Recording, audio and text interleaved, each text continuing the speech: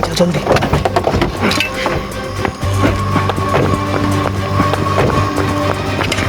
जरा इसे देखिए दोस्तों।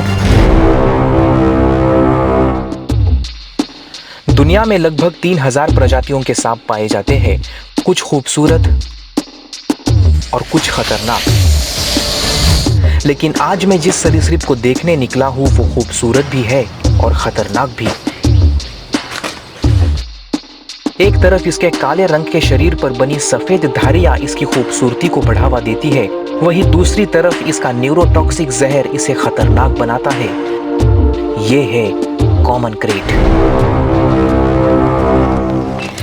इस वक्त लगभग आधी रात हो चुकी है और मुझे यहाँ पर छोटे मोटे जीवों के अलावा और कुछ भी नहीं दिखाए। ज़रा इसे देखिए, ये एक छोटा सा नन्हा सा छिपकली का बच्चा है। आपने यकीनन इसे अपने घर में देखा ही होगा, लेकिन मुझे ये मिला है उस पेड़ पे था, आराम फरमा रहा था। लेकिन अब कुछ ही घंटों में सुबह भी हो जाएगी, इसीलिए मेरे ख्याल से अगर मैं क्रेट को देखना चाहता हूँ तो मुझे अपना प्लान बदलना होगा।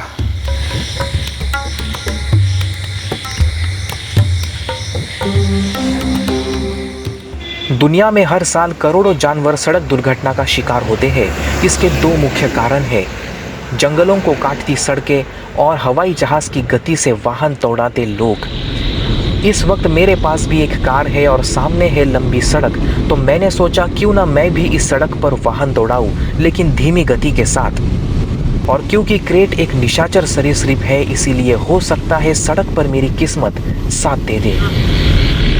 सांपों जैसे ठंडे खून वाले जानवर अक्सर रात के वक्त सड़कों पर निकल आते हैं, क्योंकि यहाँ पर वो गर्मी भी सोख सकते हैं और कभी कभार उन्हें खाने के लिए कुछ शिकार भी मिल जाता है। लेकिन कुछ बदनसीब सांप ऐसे भी होते हैं जो वाहनों के नीचे कुचले जाते हैं। इसीलिए अगर मैं इस सड़क पर लंबी दूरी तक धीमी रफ्तार में अपनी कार चलाता हूँ तो इस बात की संभावनाएं है कि मेरा सामना किसी सांप से हो जाए। हो सकता है कोई सड़क को क्रॉस करता या फिर सड़क पर आराम कर रहा सांप मुझे दिख जाए। वो देखो देखो ये एक लकड़ी है। ठीक है, अक्सर सड़कों पर जब आप किसी जानवर की तलाश कर रहे हो और आपको ऐसी कोई लंबी चीज़ दिख जाए तो अक्सर ऐसा लगता है कि वो सांप ही है, लेकिन बाद में पता चलता है कि वो कुछ और ही है।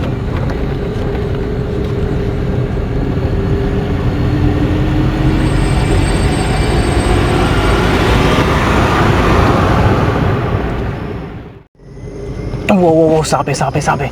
आ जाओ आ जाओ आ जाओ, ये तो स्टिक दो मुझे। आ जाओ जल्दी।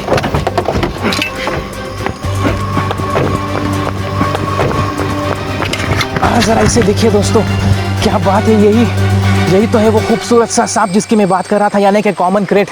तुम्हें दिख रहा है यहाँ पर? दर्द तेरे की। ये देखिए, बिन बादल बरसात।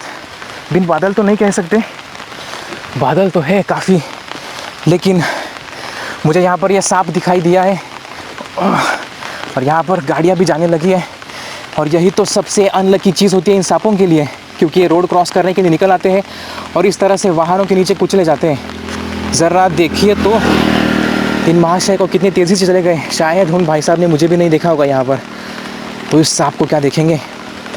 मैं इसे हैंडल करते वक्त इस बात को नज़रअंदाज नहीं कर सकता कि यह भारत के सबसे जहरीले सांपों में से एक है और निशाचर होने के कारण ये अक्सर रात को सक्रिय होते हैं। देखा आपने कितनी खूबसूरती से इस स्टिक से लिपटने की कोशिश कर रहा है। यहाँ पर ये बहुत ही चमकीला होता है, इसकी त्वचा बहुत ही ज़बरदस्त होती है।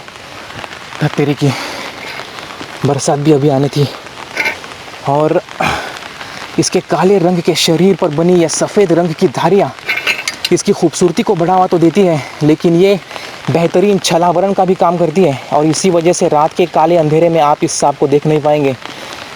मुझे भी ये दिखाई नहीं देता अगर मेरे कार की हेडलाइट इसके ऊपर नहीं पड़ती तो। वैसे इसका जो न्यूरोटॉक्सिक जहर होता है वो काफ़ी तेज़ होता है और इसके शिकार के नाड़ी तंत्र पर असर कर देता है।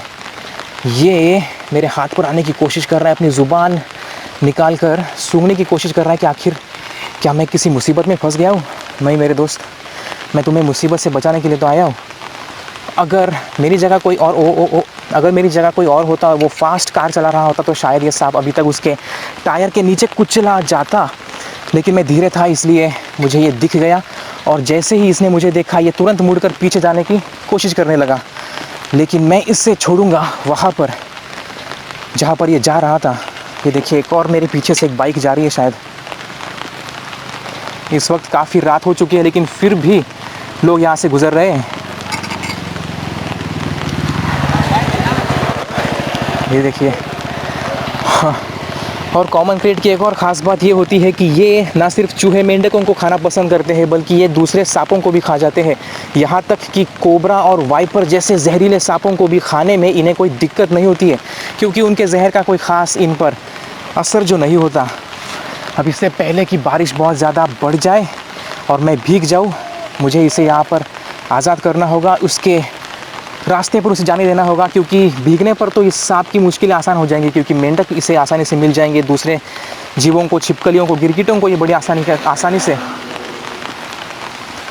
दूसरे मेंढकों, छिपकलियों को या दूसरे सांपों को ये बड़ी आसानी से ढूंढ कर खा सकता है। लेकिन अगर मैं भीग गया तो शायद मुझे दवा लेने की ज़रूरत पड़ सकती है। वाह, ये काफ़ी बड़ा है। ये लगभग एक वयस्क ही है, क्योंकि औसत तौर पर तो ये इतने ही बड़े होते हैं।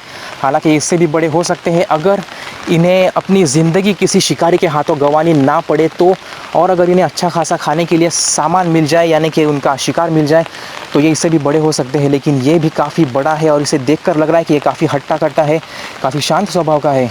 और यही बात इसे सबसे ख़तरनाक बनाती है, क्योंकि क्या आप जानते हैं इन सांपों के जो मुंह के अंदर दांत होते हैं वो इतने छोटे होते हैं कि अगर ये आपको डस भी ले तब भी इनके डसने पर आपको दर्द महसूस नहीं होता। और ज़्यादातर केसेस जो है वो रात को सोते हुए लोगों को डसने की ही होती है। अगर आप गहरी नींद में सोए हैं, ये सांप गलती से आपके घर में आपके बिस्तर पर रेंगता हुआ आ जाए और आपको गलती से डस ले, तो आप गहरी नींद में इसके दंश को कभी पहचान नहीं पाएंगे और बदकिस्मती से वो इंसान कभी उठ नहीं पाएगा। अब यहाँ पर इससे पहले कि इस सांप को और मुझे यहाँ पर देखकर भीड़ जमा हो जाए, क्योंकि गाड़ियाँ बहुत ज़्यादा संख्या में यहाँ से गाड़ियाँ गुजर रही है और बारिश भी काफ़ी तेज़ होने लगी है, मैं इसे उस रास्ते पर छोड़ाता हूँ जहाँ पर ये जाने की कोशिश कर रहा था।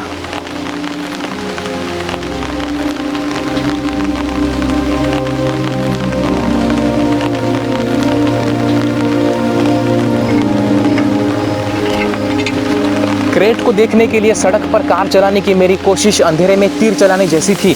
खुशकिस्मती से वो तीर निशाने पर लग गया। मुझे खुशी है कि एक कॉमन क्रेट को मैंने सड़क पार करने में मदद कर दी, लेकिन ये हम सब के लिए एक सबक है कि जब भी हम वाहन दौड़ा रहे हो तो उसकी गति हमेशा हमारे नियंत्रण में होनी चाहिए। पता नहीं कब किस मोड़ पर हमारा सामना किस जानवर से हो जाए, और शायद आप भी ये नहीं चाहेंगे कि आपके वाहनों के नीचे कोई बेजुबान जीव कुचला जाए।